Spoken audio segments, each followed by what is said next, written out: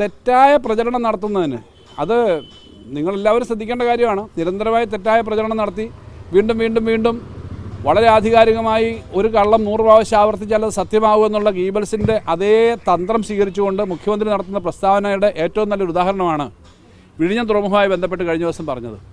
വിഴിഞ്ഞം തുറമുഖത്തിന് ഇപ്പോൾ ഒരു പ്രവർത്തനം ആരംഭിക്കാൻ കഴിഞ്ഞു. ആ റോഡ് കണക്ടിവിറ്റി ഞങ്ങളാ കൊണ്ടുവന്നതെന്നാണ്. യഥാർത്ഥത്തിൽ വിഴിഞ്ഞം പ്രവർത്തനം 8,000 ചില്ലുവാനും കോടി ചിലവാക്കിയ വിഴിഞ്ഞത്തിൻ്റെ നിർമ്മാണ പ്രവർത്തനം പൂർത്തീകരിച്ച LDF സർക്കാരാണ്. അതിനകത്ത് റെയിൽവേയും റോഡും കണക്ട് ചെയ്യുന്നതിന് വേണ്ടി സ്ഥലമെടുപ്പ് നടക്കുകയാണ്. അല്ലാതുള്ള വഴിക്കിപ്പോൾ അവിടെ വരാം.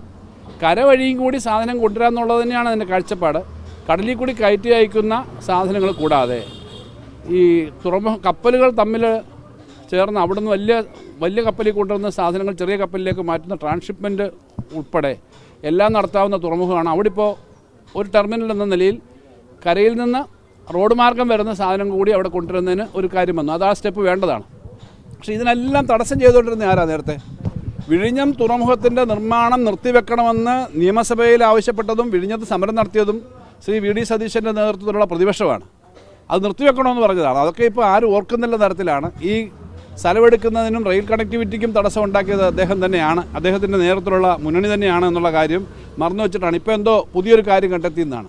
ഇപ്പോൾ ഓപ്പറേഷൻ മിഷൻ സമുദ്ര ബഡ്ജറ്റ് അവതരിപ്പിക്കുന്നതിന് മുമ്പ് തന്നെ മിഷൻ സമുദ്രയുടെ ഇൻട്രസ്റ്റിനെ പറ്റി നമ്മൾ പറഞ്ഞിരുന്നു. ഞങ്ങൾക്കും നമ്മുടെ കേരളത്തിൻ്റെ കടലും കായലും ഒക്കെ ഉപയോഗിക്കണം എന്നുള്ള അഭിപ്രായത്തിൽ യാതൊരു തടസ്സവുമില്ല. പക്ഷേ അത് നടന്ന കാര്യങ്ങൾ മറച്ചു വെക്കുകയും ഇപ്പോൾ അതിനെ ആകെ നമ്മുടെ സംസ്ഥാനത്തിൻ്റെ താല്പര്യം നശിപ്പിച്ചുകൊണ്ട് ചെയ്യുകയും ചെയ്യുന്ന കാര്യം വരുന്നു. ഇപ്പോൾ ഈ പറഞ്ഞ വിഴിഞ്ഞത്തിൻ്റെ കാര്യത്തിൽ തന്നെ തൊട്ടടുത്ത് നടന്ന സംഭവങ്ങളിൽ പോലും തെറ്റായ കാര്യങ്ങൾ പറയുന്നു എന്നുള്ളത് നമ്മൾ കണ്ടുകൊണ്ടിരിക്കുന്നതാണ്. ഇത് എല്ലാം വരുമ്പോൾ ഒരു വശത്തുകൂടി തെറ്റായ ധാരാളം കാര്യങ്ങൾ പ്രചരിപ്പിക്കാൻ ശ്രമിച്ചുകൊണ്ടിരിക്കുകയാണ്. അതിപ്പോൾ രാഷ്ട്രീയമായി ഇടതുപക്ഷ മുന്നണിയെ ആക്രമിക്കാൻ, CPM-ൻ്റെ നേതൃത്വത്തെ ആക്രമിക്കാൻ ഒക്കെ നടത്തുന്ന ശ്രമങ്ങളുടെ ഭാഗമായിട്ട് കേന്ദ്ര ഗവൺമെൻറ്റുമായിട്ട് രഹസ്യമായിട്ട് അണിചേർന്നുകൊണ്ട് നടത്തുന്ന കാര്യങ്ങൾ പലതും നടക്കുകയാണ്. ഇപ്പോൾ കഴിഞ്ഞ ദിവസം തന്നെ കോഴിക്കോട് നടന്ന സംഭവങ്ങളുണ്ട്. ED-യുടെ പരിശോധന, അതിനുശേഷം വാർത്തകൾ വരിക, ആ വാർത്തകൾ ഉടൻ തന്നെ കോൺഗ്രസ് നേതാക്കന്മാർ സപ്പോർട്ട് ചെയ്ത് അതിന് അനുകൂലമായി പറയുക, ഇത്തരം സംഭവങ്ങൾ പലതും വരുന്നുണ്ട്. പല വിവാദങ്ങളും പഴയ ഗവൺമെൻറ്റിൻ്റെ പല പ്രവർത്തനങ്ങളെ സംബന്ധിച്ചും സ്പോർട്സുമായി ബന്ധപ്പെട്ടുമൊക്കെ പല കാര്യങ്ങളും ഇങ്ങനെ പ്രചരിപ്പിക്കുന്നുണ്ട്. ഇതെല്ലാം പ്രചരിപ്പിച്ച് പ്രധാന സംഗതികളിൽ നിന്നും ശ്രദ്ധ മാറ്റാനാണ് സാധാരണക്കാരൻ്റെ ഓണം, അവരുടെ റേഷൻ തുടങ്ങിയ കാര്യങ്ങളിൽ പോലും ഇടപെടുകയും ക്ഷേമ പെൻഷൻ സമയത്ത് കൊടുക്കുന്നില്ല എന്ന് മാത്രമല്ല വിവിധ മേഖലകളിലെ ആനുകൂല്യങ്ങൾ കൊടുക്കുന്നില്ല.